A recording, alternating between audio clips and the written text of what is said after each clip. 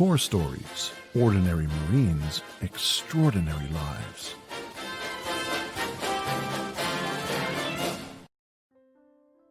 Hey everybody, this week we get to know a Marine who has done all the cool jobs. Fast Company Marine, MSG, fighter pilot, I'm not kidding, I'm serious, and combat infantry. Howard Beasey is an exceptional person. He's just an exceptional Marine. And now he's developed an organization that provides capital to small and medium-sized organizations looking to grow with social purpose as their and his primary goal. In Turkey, it's amazing. The trajectory of this Marine's life in the Marine Corps and since is the stuff of novels. It's just incredible. Anyway, enjoy this. Please forgive me for the slightly swollen face I had in the interview this past weekend because I had some dental surgery done for here, actually. Anyway, enjoy, and I'll catch you on the backside. Hey, Howard, how's everything in Istanbul today? Things are perfect, Meriwether. Thanks very much for taking the time today. I'm really looking forward to this opportunity. Oh, so are we. So everybody here in Core Stories audience is going to be thrilled with this podcast. Thank you so much. So you have like the most mind-blowing Marine Corps resume. Like, I don't know if they were going to make a movie about a Mustang Marine. My favorites, Mustangs are always my favorite because Mustangs can lead from a lot of different directions. So if they were going to make a movie about like the coolest Marine Corps career, I would kind of say that yours would fall in. So let's sort of tell your story, like from the beginning and the different roles you've played in the Marine Corps. Sure. Yeah, I'm very happy to, and I'm a bit certainly flattered that you think so. I often sort of characterize my Marine Corps career as a bit non-standard. I was a bit a Mustang in the sense that I was a bit rogue. I did things that weren't always necessarily the prescribed standard track, let's say, but it worked out very well for me, and I had a wonderful 22-year career in the Marines, and started on the enlisted side. Actually, as you pointed out, I do claim the moniker of a Mustang officer in the sense of commissioning, going from enlisted to the officer ranks. It was not my initial goal to do so. My love of and patriotism, I guess I would say, and desire to be in the military stemmed from my father, who was actually a World War II veteran. And of course, as a young boy growing up in Indiana, I did what every young boy does. I played a lot of war games and had a small group of friends in Indiana that we would build forts and have battles and all sorts of things. And my dad had all sorts of old Army gear and things. So at a very young age, I always had this envisionment that this was a lifestyle, a career, or something that I would, not even a career, but just a lifestyle. As a little boy, you want to be a fireman, you want to be a soldier, you want to be a policeman, whatever it is. But that sort of did stick with me throughout my years on into high school and things like that. But I had a bit of a twist in my story, and I actually was a college football player, Midwest kid, was fairly successful, or a high school football player, and was successful in this, and then got recruited actually to play at college level. And so I thought, at the moment of decision, I thought, why not? If they want to pay me, give me a scholarship to come to college and continue education and also play football, great, perfect. But it turned out to not be where I wanted to be and how I wanted to go in life. I quickly realized that the football of a collegiate career was much different than the football of a high school program that was quite successful. And I just had this, as just a lot of young people might, this burning desire to do something, get out of Indiana, go do something, go be something. I had an older brother, and that was it, just one older brother, 2 years older. And again, normal structures. I did what my brother did. I did the same sports my brother did. I did and I idolized my brother. He was a exceptional athlete, etc. But this was the first time that I could do something that was completely my own decision. And it was quite a bit outside of anything that I guess necessarily might have been expected. And so I did make the decision after just a year in college, after high school, to go ahead and enlist. And I was the best recruit ever because I knew only that the Marines were the elite and they were the best that you could do in terms of a service branch in the U.S. Armed Forces or anywhere in the world for that matter. And I knew nothing about the broader structure of the Marines other than that they were infantry. And so when I showed up to the recruiter's office, he asked me what I wanted to do. And I said, what else is there other than infantry? And he said, good answer. So I was a contract infantry Marine, went off within quite short order, just a matter of weeks. Was a West Coast Marine, even though I was born and grew up in Indiana. The way they divide up the U.S. put me out on the West Coast, so I was a Hollywood Marine to start with. And a bit of an interesting twist to that story was I mentioned my brother previously, and my brother and I had a conversation just prior to me leaving, and he said, you are effing crazy. You are absolutely crazy. What are you doing? You're going into the Marines of all things. And I said, nope, it's really what I want to do. I want the challenge. I want the adventure, et cetera, et cetera. And I was, I think, a week or two into boot camp, and I got my first letters from home from my mother. And in that first letter, it said, I hope you're well, et cetera, et cetera. Keep a lookout. You'll see your brother there soon.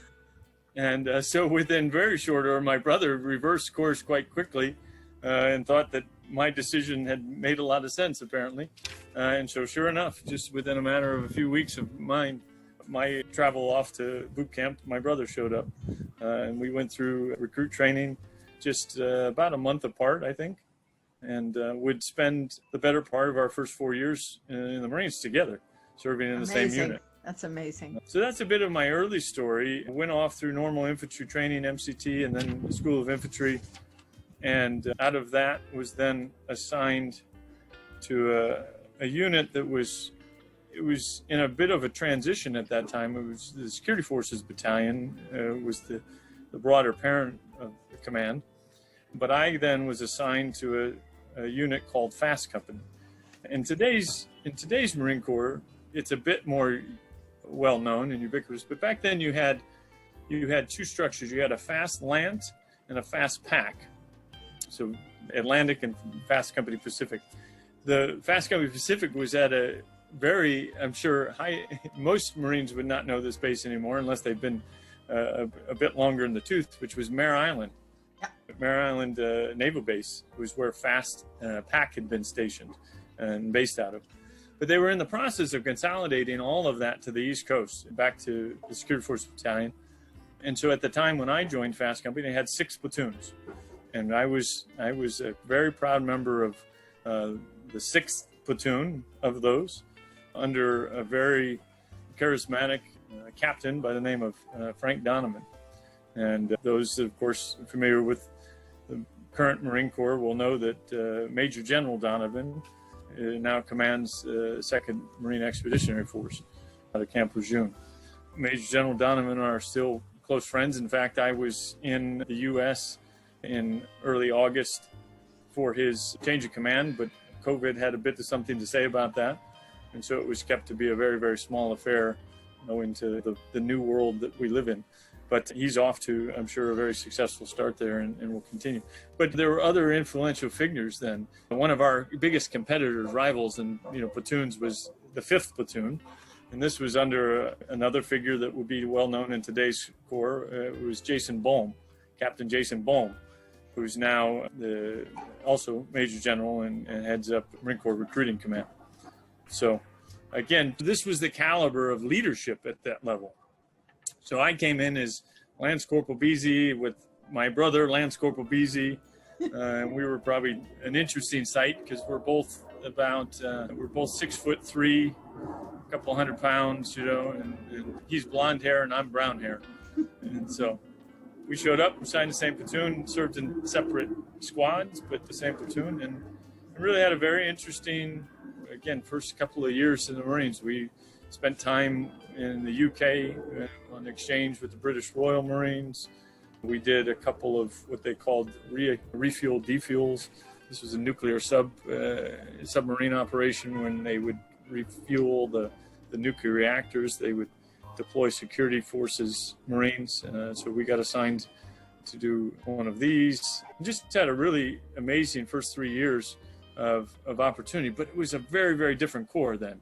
The early 90s Marine Corps, I remember, this is actually probably would be a startling fact to anybody in America today, that in the early 90s, they actually did away with base security at Naval Base Norfolk. They did away with the gates because where the ships were all anchored, Yep. the argument was that these were taxpayer dollars that paid for these magnificent ships. Off, yeah. The public should be able to see these. Yeah. And so they did away with base security in like, I think it was 1993, 1994 timeframe, to where public could access, for this brief period of time, could access this portion of the base. Well, Unthinkable in today's world. I know, but I have to say that if anybody in our audience has ever been to NOB, which is the largest Navy base in the world, it is a grand sight. When you're when you're driving along and all the piers are off to your left, and you see carriers, and I mean it's so, and then you curve around and you're coming along the Chesapeake Bay, and then over here to the right are all the big bosses housing, so mansion. It's really pretty. It's really pretty impressive. So very emblematic of America's power, correct? Well, not only that, but yes, but also sort of you have a great sense of naval history. You feel like you are like in the very present. grandiose. Exactly. Exactly. I can see why they made that decision, at least briefly. Yeah, in the early 90s, and the world was changing very much. We were post-perestroika. The wall had come down just 5 years earlier. We were trying to be, America's was the preeminent power in the world, of course, in those days, but we were trying to be a benevolent power. We were quite friendly with the Russians, etc. Again, quite unthinkable to the world we live in today, and the bits of geopolitics that are shaping up as we speak. But then, so out of that tour, then I was looking at the B billet options and this was, of course, very standard Marine Corps opportunities then, and it's either recruiter, drill instructor, or Marine security guard. These were the basic three choices for if you were looking for B billet, and it was a no-brainer for me. I mean, the MSG piece, the opportunity to live abroad and serve as a security guard in a U.S. mission abroad was really quite tantalizing and interesting. And so I applied and was accepted to MSG. Went up to Quantico then and went to the schoolhouse there on the main side of Quantico. Fascinating world as it merges the worlds of security and State Department and Marines and diplomacy, etc. Fork and knife school, some people called it, where you learn to be more proper and sit up straight and cut your meals right with the right utensils, etc. Very fascinating school, exposure to a whole new system, the guard mentality, the exposure to the classification structure within the Marine Corps and the importance of this and how to safeguard all this and whatnot. Very fascinating. And so I was a good student and I did very well in MSG school. And I managed to end up on the top of the class.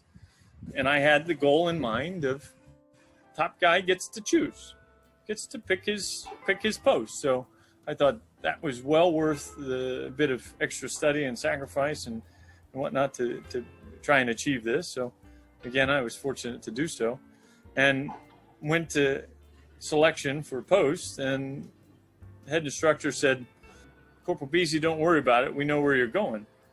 And I said, "How do you know where I'm going?" And he said, "We've already picked it for you. You've been hand selected to Moscow." and it was a contact post, meaning you had to be 1-for-1. So you come in, you do a bit of a handover, and then who you've replaced can then leave. And of course, anybody that knows the history of the post in Moscow and the Marines in Moscow know that this is a very sensitive post. Figure that I think most Americans might know is Clayton Lone Tree. Clayton Lone Tree was a Marine security guard in Moscow that had been charged with and convicted of espionage. Right. And so it had been a bit of a black eye in the early 80s for the Marine Corps, and a bit of blow to the overall prestige and that is afforded to the Marines for having this role of guarding U.S. missions around the world. So, of course, they took the placement of Marines in Moscow then became a very critical priority, making sure that you had the right guys and the right people there. So, in essence, it was a very, very prestigious post to be posted in Moscow. Now, I had a bit of a different idea in mind. When I was surveying the potential post for Marine MSGs, I was thinking a little more of something with a beach and a small deck. Aruba, something like this, where it was a 5-man deck and 2 guys on post, 3 guys at the beach. This was not to be for me. And again, there are the things that you want and the things that you get, and sometimes what you get is what you really want and what you need. And this kind of comes back, and it'll be a theme throughout my career a bit. Also, the relationships that you make along the way, and respecting those relationships, cultivating those relationships, and how they will, in ways you can't even imagine at the time, come back around to be quite valuable later in life and in your career is another theme that I would definitely say is a thread through my career. So off I went to Moscow. Moscow was a fabulous experience. Again, this was mid-90s, 94, 95 timeframe. We were very friendly with the Russians, or trying to be. It was a huge embassy, a huge mission. 28 guys, I think, were in the det. We had 6 posts that were manned continuously in those days. There was a very interesting project underway while I was there that was the reconstruction, or the new construction. How do I say that? The reconstruction of the new construction of the U.S. Embassy. So we had agreed with the Russians to build new embassies in Washington and in Moscow. This was something that had been negotiated, many years back, and took a long time to, of course, come to fruition. So you had a new plot of land in central Moscow, just very close to the river, right, not too far from the Parliament buildings, that had been designated for the new U.S. Embassy. And they called it the NEC, the new embassy compound. And it was a full compound of above ground housing, school, subterranean, fitness center, office space, etc., shopping, all this sort of thing. It was a massive, massive undertaking. And then at the other end, the far end, was a very large office building. We, as the U.S., apparently wasn't too good about our security measures when it came to the building. And we discovered quite a ways through the construction of the building, that the construction company that was doing this construction had been planting microphones and planting systems embedded in the structure of the building that would allow them to listen in on any classified communications and things like this. Brilliant. Isn't that brilliant?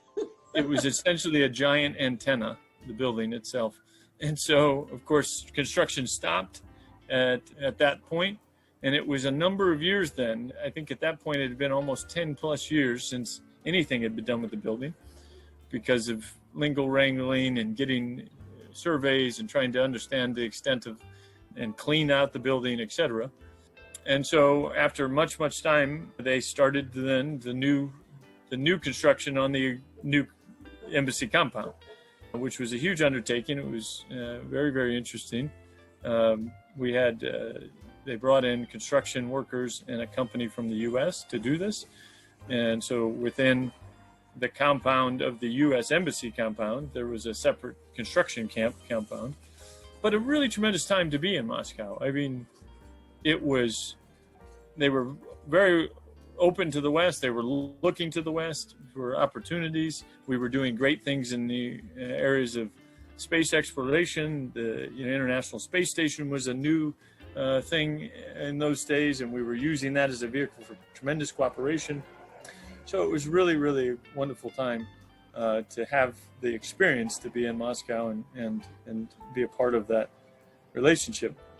It was during that tour that I finally decided that I liked the career and I liked the organization. I was at that point bought in hook, line, and sinker, as they say. And I decided that if I was going to make it a career, that perhaps pursuing it on the officer side might be a more impactful way of continuing my career in the Marine Corps. As I mentioned, a couple of those key figures and officers early on in my career, they had continued to be mentors. As I mentioned, Captain Donovan then went on to the career that he's had. He and I had maintained a close relationship throughout the years. And it was guys like him that were my sort of role models and what I wanted to do and the type of impact, the same impact that they had on me, I wanted to impart back to the next generations of Marines. So I looked for the programs that would allow me to do that. And ultimately I ended up landing on and settling on the MECEP program, Marine Enlisted Commissioning Education Program. Fabulous program at that time, not very widely used at those times. This was the commandant at this time would have been, I believe, General Krulak, if I'm not wrong. But it was they were making a bit more effort to start in utilizing the MECEP program to bring more enlisted into the officer ranks that were at the top levels of the enlisted, possibly enlisted ranks. So I applied for that program while I was in Moscow and was very fortunate my first go around. I always joke that you had to take the SATs again. So I'd been out of school now 4 or 5 years at this point, and any kind of schooling. And so you had to retake the SATs to apply, and you had to score well. They wanted to see that you had the aptitude to go back to college, etc., and succeed and do well. And so I literally was tutored for the prep for SATs by a NASA rocket scientist. So I jokingly say that I was tutored by a rocket scientist, literally, for this program, and it's actually not a joke. It was true.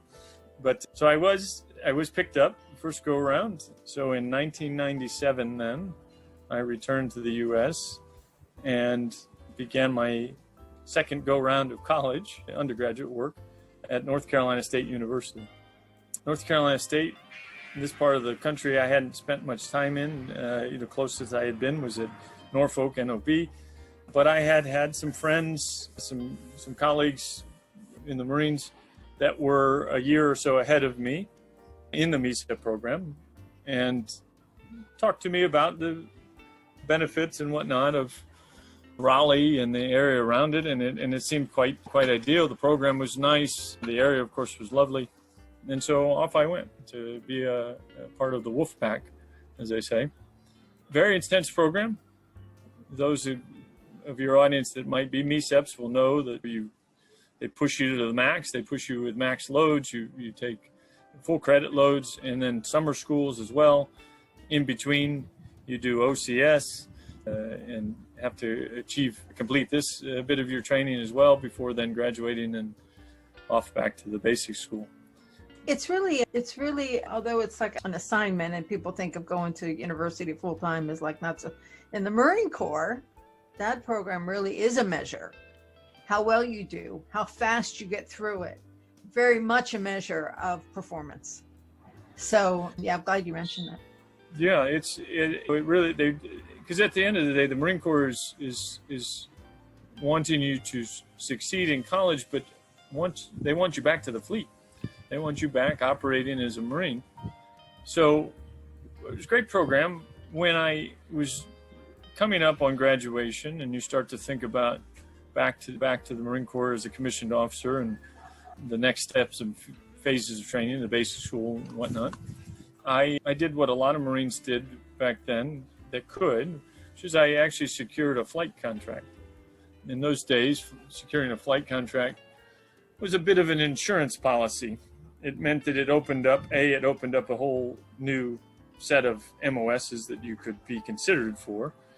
But you also didn't have to stick with it. This was the other bit of knowledge at the time, is that you could drop it if you wanted to do something else or had a different opportunity or just change of heart. So I was able, luckily, this is rigorous in its own right to get this contract, and physical side being the most important at that time. And off I went to the basic school. Had a very nice, very successful career start to my commissioned officer's life in the basic school. And again, I was a bit of a good student, and I ended up at the top of my class in the basic school. So again, top of the class gets to choose, right? In this case, this would have been 2000, I think. Yeah, 2000. And they needed pilots in the Marine Corps. And so word came down from on high that if you had a flight contract and you were still physically qualified for that flight contract, you would keep the flight contract. So no choice for me. It was off to flight school out of there. And again, just circumstances and being what they are, a very well-known Marine that most will highly recognize is, at the time, Colonel John Allen was the head of the basic school in those days. Who, of course, went on to be General Allen at the 4-star rank. But this was the decree from the basic school, so off I went to Florida.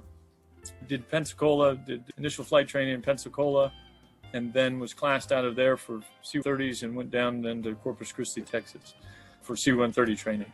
It was J model transition, so the Marine Corps was going from its current model of C-1, a newer model, glass cockpit, etc. It was at the time, it was a very big deal, but it slowed down the training pipeline a bit. As this transition was happening at the fleet level, it backed everything up.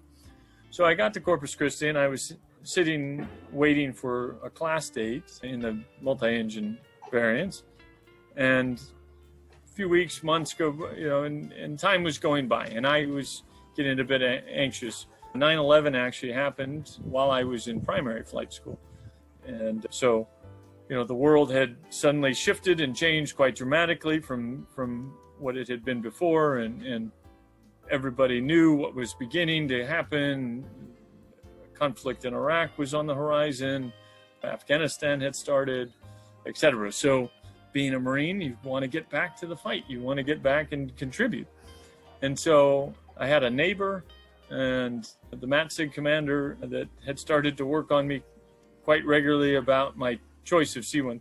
Now, I'm sure the audience will appreciate that my choice of C-130s had been influenced greatly by my newly minted wife at the time, who didn't necessarily like the idea of me flying around in a fighter, in a jet.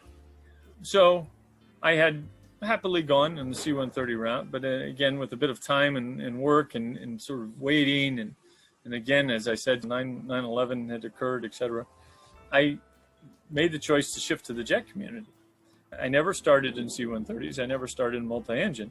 I made the choice to shift before that. Then I went on down to Kingsville and started in my then jet pipeline, jet training. And I have the utmost respect for jet guys, jet drivers, whether they're Harrier guys or in those days or single seat or dual seat, whatnot. You were literally flying around on a Roman candle by yourself most of the time in the cockpit, doing incredible amount of decision-making work, analysis, etc., all in the split blink of an eye. Tremendously tough job, tremendously accomplished folks that succeed and do this job. However, for me, I started to have a bit of a crisis of conscience, in that, if you recall, I had said earlier that my decision to go from the enlisted ranks to the officer ranks was largely influenced by early leadership that I had had and the impact of that leadership on me, both in my personal growth and my professional growth. And so I really started to question whether or not I was going to be able to have that same level of impact. Pilots lead as good as any, Marine pilots particularly as good as any in any service in the world, but they aren't afforded necessarily the same level of opportunities to lead at a ground unit level that you do at a ground unit level. And so I began to have this bit of back and forth in my mind, and I ultimately came to the decision that I felt like I was doing myself a disservice and would be a better service to the Marine Corps by going into a ground MOS. And so I did ask to be released from the flight program, which was not very common. I did what is called drop-on request. And this is a big gamble. Again, goes a bit to maybe my non-standard approach to my career. It's a bit of a gamble because you then have to go back through MOS selection. They basically carve out all the flight MOSs, and then you go back through a bit of selection. You're basically put at the hands of the monitors and mercy of the monitors to decide. This is where network starts to come into it. I had been, as I said, I did well in the basic school, and I had kept in contact and actually had a reason to contact my SPC out of the basic school. I had a bit of a date gap on a fit rep that I needed to have fixed. And so I had time now. I was no longer flying, and I was sort of waiting for the decisions to come down and where I would go next. So I was doing some of these administrative things to fix and whatnot. And I called him and on this fit rep issue. And he had always tried very hard to push me back towards the infantry in the basic school. And as I said, it wasn't that I wouldn't have considered that, but I was told because of my flight contract that I was to do this and go off and do that. But anyhow, he and I began the conversation. I had asked him for his assistance to close this fit rep date gap, and he said, sure, no problem. How's things going? I wasn't going to talk about this, but as you rightfully pointed out, I might have been better suited on the ground side, the ground MOS. And he said, okay, what's going on? And I explained the situation, and then he said, okay, let me talk to the monitors a bit on your behalf and see what I can help, if I can help make sure that you're being utilized in the best way possible. And so he did. I credit him a great deal for then getting me reassigned in the combat engineer space. So I was reclassified as a 1302, and then off I went to Stone Bay as a first lieutenant to go through my basic combat engineer training, and ultimately landed then at 8th Engineers in, what would that have been, 2000, I guess 2003. In fact, I know it was 2003 because the march up in Iraq had kicked off just before I reported to ATSB. So I was in engineer school. ATSB had gone over in support of the initial invasion of Iraq. And so I was assigned, and again, not necessarily what I wanted, but maybe what I needed. I was given the responsibility to help manage the remain behind element of ATSB. This gave me a lot of opportunity, though, in its own right. There were, as we continued to gain new Marines into the unit, while the flag was forward, we had opportunities to train and do what we could to support the efforts that were going on in Iraq at the time. It gave me a lot of exposure into other areas that I may not have initially had because there was a very small staff, a very skeleton staff. So exposure in the logistics side, et cetera, and I actually served for a bit of time as the S4, the logistics officer for the battalion Remain Behind, and learned a lot from this. And then as units started to roll back, the initial invasion was over, an opportunity popped up to join a MU, an expeditionary unit. So my previous experience in the Marine Corps had told me that MUs were really where it was at. If you wanted to, get into the fight, you had to get into a MU. And so I jumped at the opportunity to take an engineer det for the 26 MU. The 26 MU had the distinction, I would say, of being the first MU to be put back on ship after the initial invasions in Iraq. Because subsequently, any MUs that were in workups were then deployed into Iraq to fly in echelon and whatnot. But the 26th was they had put the mark back on the calendar that we needed to get back to a bit of the amphibious character of the Marine Corps. So they decided to put the 26th back on ship, traditional as MEUs were deployed. That said, we still ended up floating. We went up into Kuwait, and then subsequently a few months of operations in the southern part of Iraq around Basra and whatnot. But we also then had the opportunity to reinvigorate the Marine Corps' one of the core missions of the MEUs, which is to reinvigorate the Marine Corps' engagement with our foreign counterparts, foreign militaries in the training sphere and these types of missions, which is obviously an incredibly important role. So we did exercises in Israel, we did bits in Saudi Arabia, we had the chance to go ashore in the Horn of Africa and do things like this, along on the same deployment. That was in 2004, came back in late 2004, and again was due to rotate and find my next unit or next opportunity. And so again, being always a bit creative and always looking for good next steps, I started to look around at what was available in the continuing education space. Was there a way for me to do something that would put me in through a master's program or something like this? And in my research, I came across something called FAO, Foreign Area Officer. Again, FAO was a bit like MECEP at the time I joined and started in the MECEP side. Was a bit of a underutilized program at the time, but in 2003-04, when we invaded Iraq, it was shortly thereafter that Secretary Rumsfeld had decided that there was tremendous value in the FAO programs across the board. So the most widely used or developed program was the Army. The U.S. Army had a long program of FAOs that generally would serve, they would go into a certain mid-level point in their career, and then they would serve as the FAO. So they did a literal career transition.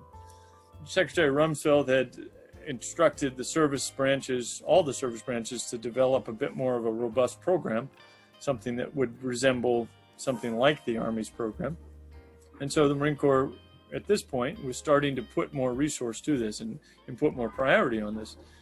So I applied for the FAO program and again was very fortunate to be selected and sent to Naval Postgraduate School in Monterey, California, and then a subsequent follow-on year-long language training.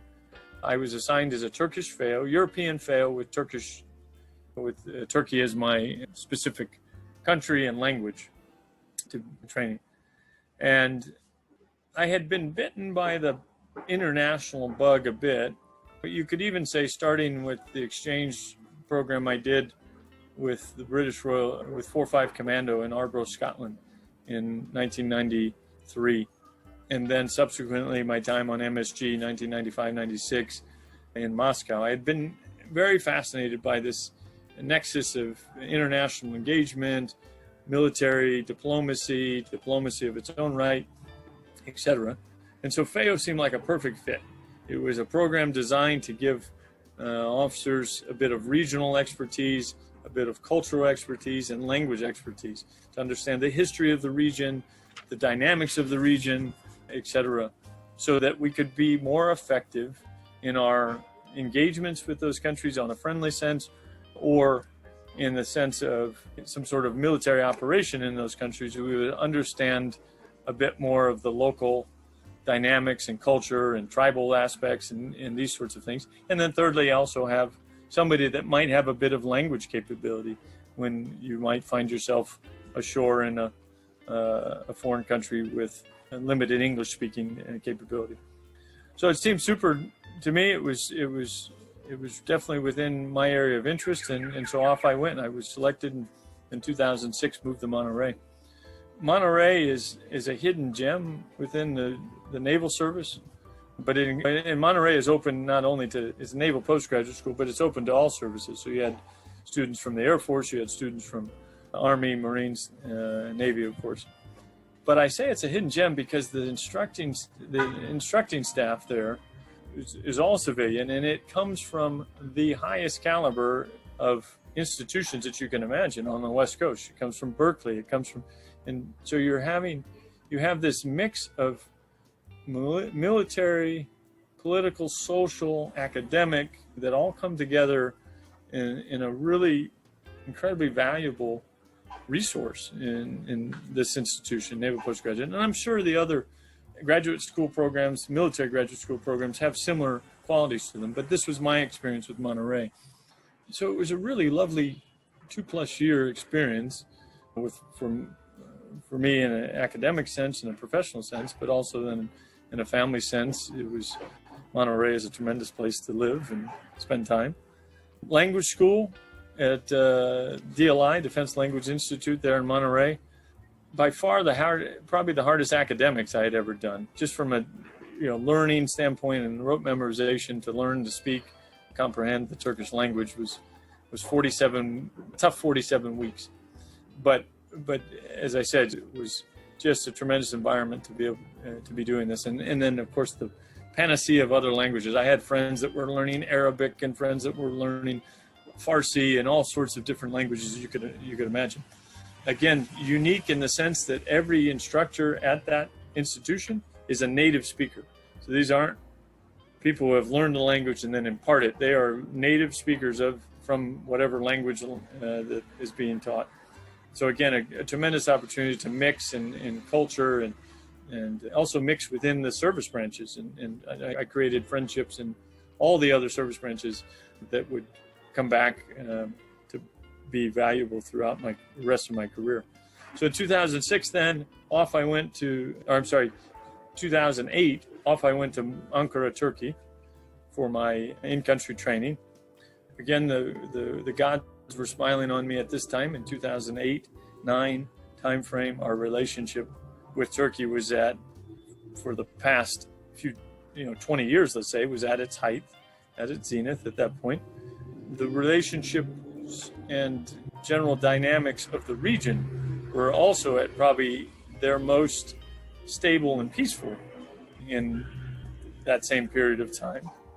Internal conflicts, the terrorism conflicts that Turkey's faced for 30+ years with the PKK was at a fairly stable and peaceful point as they were trying to resolve and come to some negotiated settlements in this regard. These were ongoing, so it was quite, all sides were trying to make an earnest effort at that point. So it was quite calm in southeast Turkey at those days. The war in Iraq and of course northern Iraq, Kurdistan region of Iraq, was for a long time in Iraq had been the most stable region of that. So of course that was the immediate border.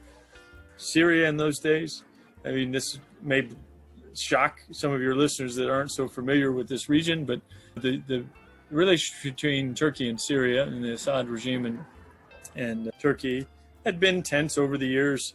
They've had arguments over water rights and things like this as the headwaters of the Euphrates and Tigris flow down through Syria and on into Iraq from Turkey, and so access and control of that. The border between Turkey and Syria had been mined in some portion for many years. And in fact, one of the things that was a bit of interest to me while I was here as a combat engineer was the process that was underway at that point of starting to think about and making efforts to demine the border between Syria and Turkey at the time. And Syria and Turkey were trying to be friends, and there was quite a detente between the Assad regime and the Erdogan government at that time. And you could even travel across the border between Turkey and Syria in those days without much concern or risk. And it was an opportunity that I had during those times as well. So again, a really tremendous time to be in the region. I traveled widely in the region, spent time across Central Asia. If you recall, some of the listeners will recall that in those days we were also looking for new supply routes across Central Asia to supply the ongoing conflict in Afghanistan. So it was called the Northern Distribution Route. So I had a bit of opportunity to write some reports and do some surveys in the region related to this. But again, just a really tremendous opportunity to be in the region. As the Marine Corps does with its FAOs, we dual track, so you maintain your primary MOS. So as a combat engineer, this was still my primary job in the Marines. And so following a year and a half or so of time in Turkey, then I was sent back or reassigned back to the fleet, to the combat engineer world. And I was given the very wonderful choice of two beautiful desert locations. I was given the options for Yuma, Arizona, to go to a MWSS in Yuma, or the newly stood up, re-established 3rd Combat Engineer Battalion. The 3rd Combat Engineer Battalion was a deactivated unit in the Marine Corps, but due to the surge in Afghanistan, was reactivated to give another Combat Engineer Battalion back to the fight. And so it had been reestablished. It was being in its formative state, and I was assigned to be one of the company commanders in the newly established 3rd Combat Engineer Battalion. So again, a really tremendous opportunity to come back and engage with what was a very storied unit prior and had been deactivated, but was being newly stood up. So this was 2000, what would this have been, 2000, late 2009, early 2010 that I would have come back to 29 Palms. I took command of the support company within 3rd Combat Engineer Battalion, and we were slated for deployment in early 2010, so March-April timeframe of 2010. So a bit of intense workup, and then off we went to support operations in Helmand Province in Afghanistan. Very rewarding tour, great tour. A lot was going on at those days. It was the height of the surge. The Marja operations had just happened a month or so prior. We were continuing to make good gains in the region, and particularly in our area of operation in the Helmand Province, which of course also borders Iran and some of that area. But a very rewarding 8 months in Afghanistan at that time. And I was fairly senior because of the earlier changes in my career, so I actually had been promoted to major while I was in Afghanistan. And so it made me have to take a bit of a different tour, whereas I might have stayed on with the battalion and moved up the ranks into a different billet or something like this. I was a bit senior, and so the decision was made then for me to go ahead and take another move into the B billet, my B billet, which was Foreign Area Officer. And I was reassigned then as no Marine, I think, that spends more than probably 15 years in the Marine Corps can avoid the Pentagon at some point. And so I was then pulled back to the Pentagon in early 2011 to work for the International Affairs Branch under DCPPNO. But again, this was a really passionate thing for me. This was putting then back to use my, skill sets in the international relations, diplomacy, mill-to-mill cooperation, etc. arena. So I came back and took over part of the European desk for DCPPNO in the International Affairs Branch. And again, timing and things as they were at those days, we were always having to fill different billets and within DCPPNO. And so again, maybe not what I wanted, but certainly turned out to be one of the hallmarks, and I would say high points in my career, or more interesting points in my career, was that I was, due to my combat engineer background, I was asked or told, let's say not asked, I was told that I would make a move just after 3 or 4 months over to a newly formed division underneath DCPPNO, which was called the Pacific Division. And this was 2011, so we had started work sometime prior to that, but we were starting to look at realignment of U.S. Marine forces in the Pacific, specifically Okinawa, and where we might move them and take them throughout the region and redeploy our presence in the region. So I got put into this new unit, looking at training range capabilities or design and capabilities, where we could put these kinds of things, looking at cantonment how we would lay out base camp and options. We were in the midst of environmental studies and outreach to the community. And so what this meant is I got to travel numerous times from Washington, D.C., over to the region, through Japan, down to Guam. And as we were doing the surveys of, again, storied names that every Marine will know, Tinian, Saipan, Guam, Palau, all of this region we were looking at for potential redeployment opportunities. Obviously, as we all know today, Guam was the center of that. There was a bit of, well, there are some Marines today that are on the north shore of Australia as well as a part of this overall plan. But we were looking at the region as a whole. We were looking at everything from going back to the Philippines to Guam to how we would restructure on Okinawa, even all the way up into mainland Japan and Mount Fuji and some of the camps there as well. So I was a West Coast Marine from start, from my initial training and boot camp. But I had never spent any time on the West Coast in my career. I had always been off the East Coast or in European assignments and things like this. Again, save the time that I spent in Monterey in my graduate studies. So again, this was a really tremendous opportunity for me to see this side of the globe, this side of the Marine Corps, working alongside of R4 PAC and working through the halls of the Pentagon on what you were pointing out just recently, that this had just come to some bit of finality, where we had just moved Marines into Guam and finally realized some of the work that had begun back then. This, again, was not necessarily, like I said, always say, not what I wanted, but maybe what I needed, and really was, as I said, a milestone that I look at quite fondly in my career. Again, not to stay in one seat too long. They moved me around in the Pentagon. I had the chance then to act and fill in on the billet of what was called the Joint Action Control Officer, the JACO as they called them, which again was I always found opportunity or the opportunity in the things I was assigned or asked to do.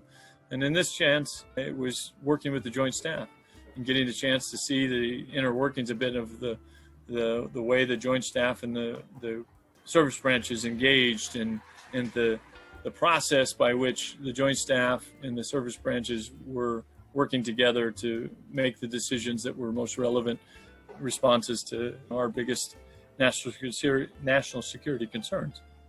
So I ran this for about a year and then came full circle towards the end of my career to run the European Affairs Desk again. Ultimately, I decided then, after nearly 22 years of service, that this was the right opportunity for me to go ahead and take a step, take the door to retire. I turning 40 or 41 at that time, and really had envisioned just what other opportunities I could realize in my career, in my life, in professional life. And so I felt like 40, or this age, was a good opportunity or a good time to do that.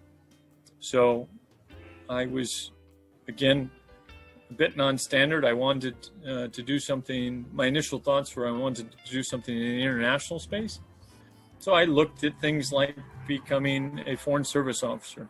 I looked at all sorts of different options within the government sphere, be it DOD or State Department or whatnot.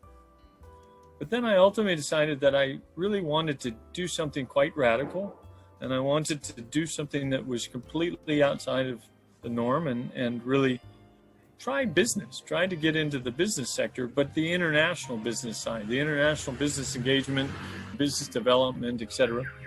And through connections that I had made, again, goes back very early in my career, while I was in Moscow, I ended up being afforded the opportunity to join Goldman Sachs. And from a pedigree standpoint, you can't get much better than in the finance world than Goldman Sachs. And the opportunity that afforded me to leave the Marine Corps, and I was like many Marines will appreciate, you leave on Friday and you start on Monday. There's no time off, no gaps. So I left Marine Corps on a Friday and I was in New York City at Goldman Sachs on a Monday. I spent about 4 months working in New York, starting with the Office of Global Security in New York, and then was asked to take a position at an opening in Chicago for their North American headquarters. It was based out of Chicago. Chicago's close to home for me. As I mentioned early on in the conversation, I grew up in Indiana, and so this was close to home for me. So I took that position quite eagerly because it gave me a chance to kind of go back to my roots a bit and settle. And so went to Chicago in the middle part of 2014 and started in my position there at Goldman Sachs in Chicago. Great career transition. And again, the audience will appreciate that this is a very difficult time in anybody's career, particularly I think when you're leaving the service branches. They do a great job of trying to set you up for success, but this is a hard transition regardless. You don't know what your worth is. You don't know what and how it's applicable necessarily in the outside, in the civilian sector, let's say. And so this takes a bit of time for you to figure this out. And Goldman Sachs was a great organization for this because it was an organization that was quite hierarchical, so it made a bit of sense to me. The command structure was in place. The modern day Goldman Sachs bank had been largely put on its current track and its current trajectory for growth and by two former World War II veterans. One was a Marine and one was a naval officer. And they were co-chairman of the bank and really put in its business structure and its code of conduct and things like this. So it resonated with me, let's say. But after, again, sometimes fortuitous opportunities are the best. And so after a bit of time in late 2014, I had a very interesting experience where I got a call from an organization in Washington, D.C. called the American Turkish Council, and was asked if I would have interest and consider the position of president and CEO of the organization. And I literally would tell you, Meriwether, that I thought, are you talking to me? Are you sure? I was a major. I retired as a major, which is good, but that's not in exactly the caliber of the folks that I would precede in this organization. In fact, my predecessor, or that I would follow, my predecessor was a very successful and highly regarded U.S. ambassador by the name of Jim Holmes. And so it gave me pause in the beginning, but then I realized that again, I had spent a lot of work and a lot of time in developing connections and network and developing my knowledge, my understanding of the region, of the U.S.-Turkey relationship. And so I did have a bit of expertise to perhaps bring to the table here in a very different way. I was younger.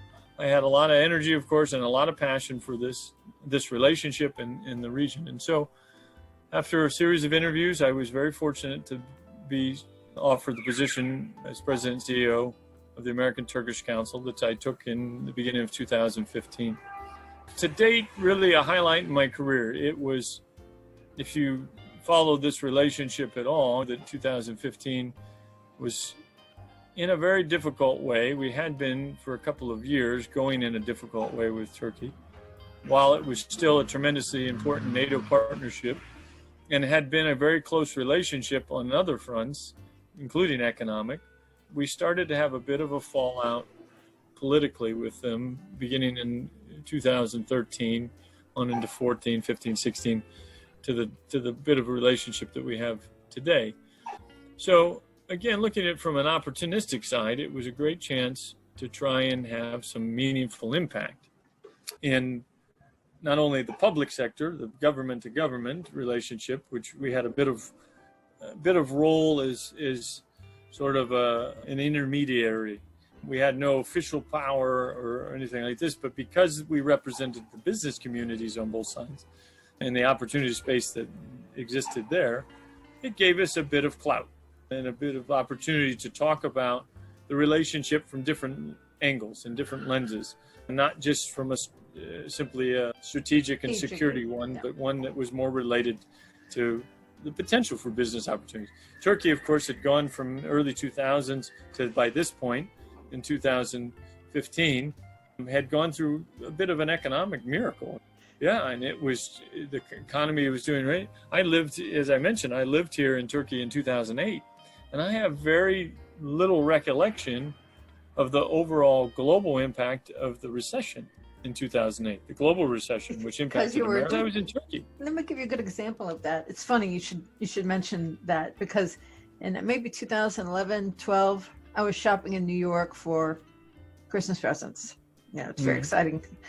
And I can remember leaving Macy's realizing that 9 out of 10 of the gifts I bought for my loved ones were made in Turkey. I mean, it was very wonderful. Yep. I mean, that's it. It's not rocket science, but when products are sold in the U.S., that tells you an awful lot about the relationship between the U.S. and that country. So that was new to me, and it was a very happy realization to realize that the economy there was doing so well that we could have such good. Yeah.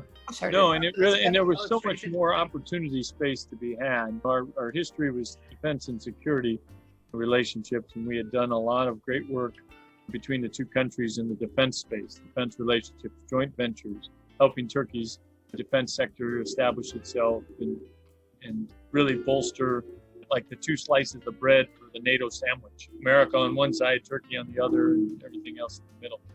But it was a very rewarding effort. We weren't always successful, but it was a real sense of purpose. And along the way, I got to work. I built a tremendous network on both sides of the relationship. I had a tremendous opportunity, again, for the Marine Corps audience will appreciate the fact that I had the opportunity to work alongside of General Jim Jones, who was the chairman of the organization, the American Turkish Council. Wonderful American. You sit with and work with him and sit with him in any space, any meeting, and you're just in awe of his accomplishments and what he continues to do.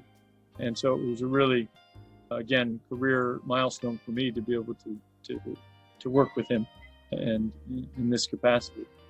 Ultimately, in 2018, we led that organization to merge with another similar business council to create the largest organization of its kind between Turkey and the U.S. And I promoted myself out of a job, or merged myself out of a job, but it was okay. It was time. It was 5 years of leadership at that position. And I decided, as I often say, to stop advocating for business and get into business. And then took a bit of a leap of faith and moved to Turkey full-time. Of course, I had spent a lot of time here and traveled here quite a bit, but other than the mid-2000s, had not lived here full-time. So in the end of December 2018, I moved full-time to Istanbul. Came with a lot of ambition, a lot of network, no real job leads at the moment. I took consulting work with a U.S. firm that was looking to open a joint venture company in Turkey with a Turkish counterparty. And so I spent then much of 2019 doing this work, establishing a factory and a manufacturing capability in Ankara, Turkey. And then along the way, started to talk with my network, and a very close friend and longtime great mentor and friend here in Turkey that ultimately led me to establish iCar Industries, which is the company we both run now today, almost a year in operation. Industrial investing is what the company does.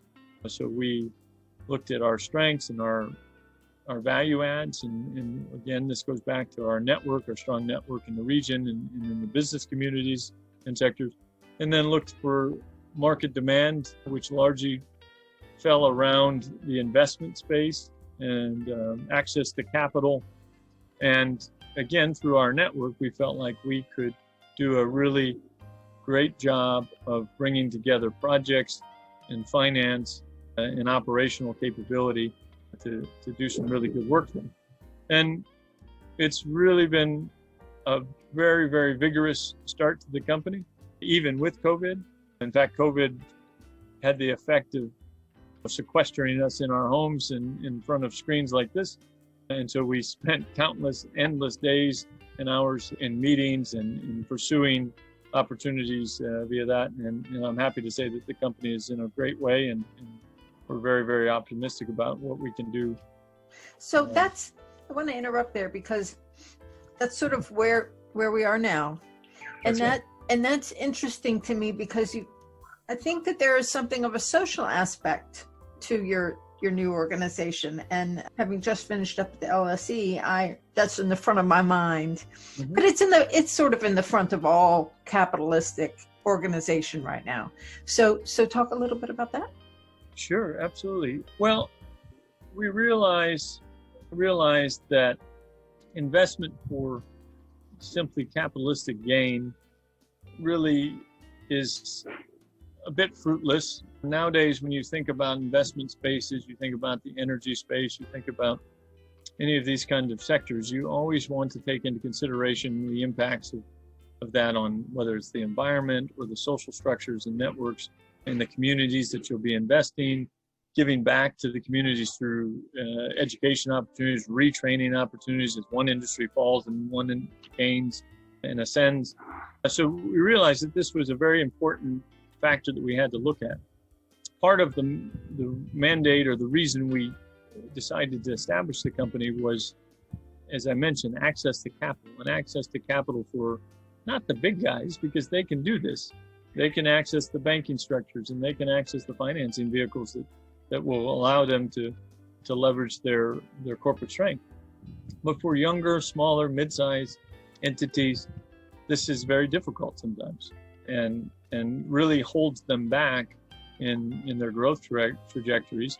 And as we've seen with beginning in 2008, this bit more nationalistic sentiment around the world, both in political and economic senses, has even made that a bit tighter and more difficult, as access to capital and financial resources have become more regionalized or localized. And depending on where you are, you may or may not have consistent and credible access to these kinds of resources. So this was really at the heart of why we established the company. We knew that we had a network of co-investing individuals and organizations that we could bring to bear. And so that was how we began on that front. We also then got into supporting just the growth of ideas. My partner and I are senators with something called the World Business Angel Investor Forum. This is a global organization that seeks to level the playing field for startup companies, looking for angel investment or seed capital, early stage investment. So we both got into this, and this organization does a really great job of trying to include the entire globe, but also then tackle some of the really difficult issues: microfinance, access to capital, how do you incubate and support good ideas, and then open up market channels into more mainstream markets, etc. So we've both gotten into that. And then we also saw opportunities to bring together the artistic space and the business space. We, through our network, are associated to a music festival that's gone on for 10 plus years now, Odessa, Ukraine. It's called the Odessa Classics Festival. It brings together classical music fans from all over the world and current performing artists in this space to just enjoy classic music. We saw an opportunity to bring together that vehicle with the business space as well to create a bit of a regional, small, let's say a Davos-like atmosphere. It's just for a couple of days. The idea is just for a couple of days you bring the business communities and business opportunities together with the setting of the classical music festival. we've also looked at even in the art space in terms of painters and creating more opportunity and access to market channel for regional painters. We're in current discussions with several art galleries here in Turkey to potentially open up online vehicles for this, to create more opportunity for local artists to reach out and be seen by and engaged by the broader art markets around the world, which of course you can appreciate would be very, very difficult without a bit of outside help. So this is a bit of what we're doing in that sense, and we see a lot more opportunities as we get on into the business space to encourage that. My partner has for many years actually voluntarily taught in a university here in Turkey, business and entrepreneurship, and he's well known in that space here for sure in Turkey, and so yeah, we try to balance that and find opportunities to give back and do a bit more philanthropic or impact investing, as it's called. I love that. Of course, I love that. But of course, Howard, the thing that I love best about your story is the evolution. It's the evolution from high school and college football player to global social investor stationed out of Istanbul. It's so unusual. But the thing is that our audience loves unusual. They love the inspiration of, really, joining the Marine Corps can kind of lead me anywhere. I mean, I looked up at the moon last night, a full moon right here in coastal Virginia. Looked up at the moon last night and I thought, Marines have been there. I mean, it's not just that. It's not just the defense technology space that Marines are known to excel in. As you mentioned, Goldman Sachs. Whenever anybody mentions Goldman Sachs, of course, I think of MECLAF, which is the Marine Corps Law Enforcement Foundation, which Pete Pace mentioned at his retirement. It was only one of 3 charities, I think, that he mentioned that he wanted people to keep in mind. And I thought, if Pete Pace is mentioning MECLAF, it's got to be good. And it is. I mean, it's an organization that has almost 0 capital expenses. But in my mind, it's not that often I run across a Marine who is involved in international business. So that's the fascinating part of your trajectory to me, because I think a lot of Marines, especially those who have had the MSG tracked, have had that experience you have had that. In my experience of interviewing MSGs, especially on site, every single one of them, without exception, loved being where they were. They loved, they are Marines who really do have a passion for global relations. And right. So, but I hadn't interviewed anybody before you who had sort of taken that along into the rest of their future. So where are we going from here? What is the future for Howard Beasey now? I hope that I've made maybe my last bit of transition in a career sense, that ICAR Industries, which is London based, that we put it in London as a headquarters, will continue to have the same success it's had initially, and will continue to be able to grow the company and afford us to do more of these types of opportunities, to give back, to do more impact investing, more philanthropic investing. At the end of the day, of course, the company is there to do solid, economically sensible investments and realize whatever the target return is on that investment. So that, of course, is the core of the mission. But no, I think I see myself staying out on the international front for the foreseeable future. We see a lot of opportunities to continue to expand that into other regions. I was recently on a phone call with the commercial offices of the Afghan embassy in Washington as we transition in the Afghanistan theater from a more combat role to more restoring, refurbishment, creating opportunity.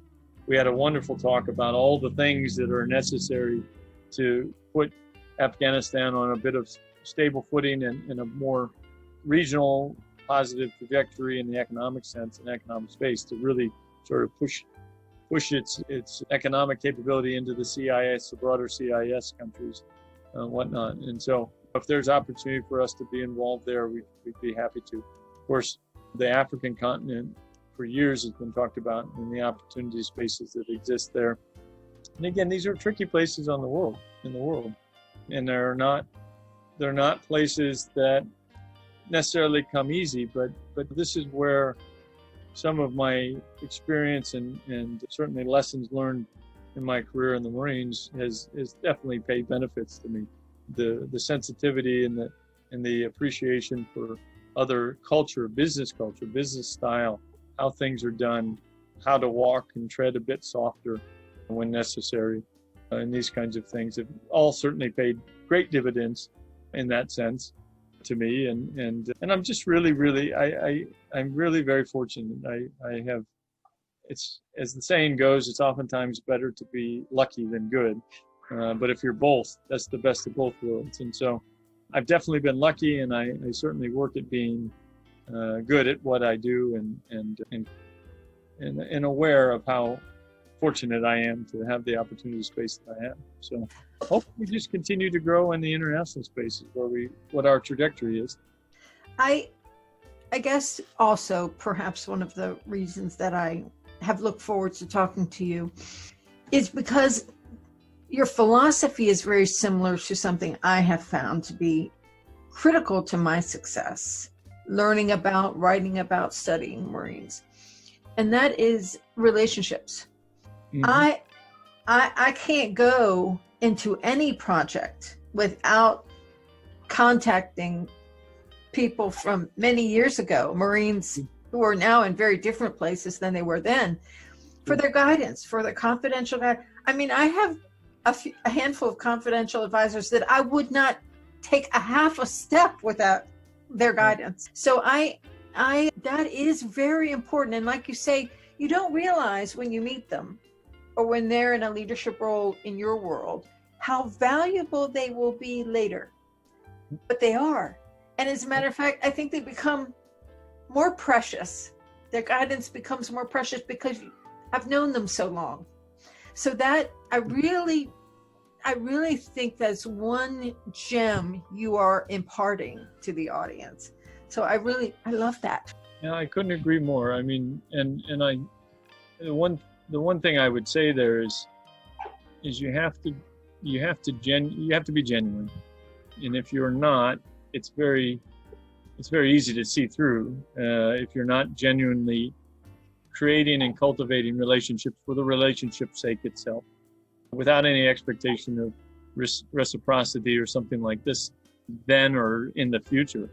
But I guess the piece of advice I would give is just to realize that the smallest contact you make today, and it's always worth your time to sit down and have a coffee or sit down and have a chat with somebody, even if there's no immediate benefit, even if there's no immediate reason that you can see that this will be useful in this way or that way, or it's always worth it, because you never know what that relationship and that contact might bring in the future.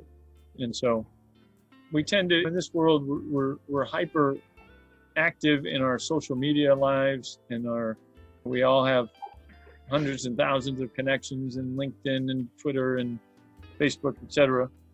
But that's great, but you need to take time to really maintain and cultivate the human-to-human contacts as well, and appreciate those, because, as I say, they will either bear fruit or you'll be just more enriched from their opinions and their advice that comes along with it over the years, for sure. So on that note, my PhD I started in January. I'm not disclosing here what will be the focus of my PhD, but it's going to take me around the world talking to Marines, okay. Which is the point of my life, right? But I do hope that we will reconvene again, and sure. We can, and perhaps in person, next Yes, time in Istanbul. But of course, if you're ever going to be in London, give me another reason to go to my favorite city in the world. Yeah. And then, but either way, I really would love to have you back a year or 2 years from now, because these things are evolving so quickly. Yeah. Social business and international. I'll be very curious to see what's happening in 2 years from now. Exactly. So, and hopefully I'm an optimist like you are. So hopefully things just get better from here. But anyway, Howard Beasey, it has been such a great honor. It's been such a great honor. And I thank you so much for taking the time to come visit with Core Stories audience. It's really, really been a wonderful pleasure to meet you personally, and then also participate and contribute a bit to the efforts that you're making to tell interesting stories. I don't know that I'm that interesting, but if in some way I am and whatnot, I really very much appreciate the opportunity to tell my story, and I look forward to continuing our relationship, and of course to your audience out there, if they ever come across me, or if there's any way I could ever be of value or help to them, I'm always happy and open to do so. Wonderful, Howard. Thank you so much. Okay, bye, love. It's been so much fun. Thanks, Howard. Bye. Thanks. Bye-bye. Is he amazing? Is he just like the most unusual story, the most unusual Marine Corps career? And I loved interviewing him. Anyway, please hit subscribe. Check us out next time. And Semper Fidelis. Core Stories. Ordinary Marines, Extraordinary Lives.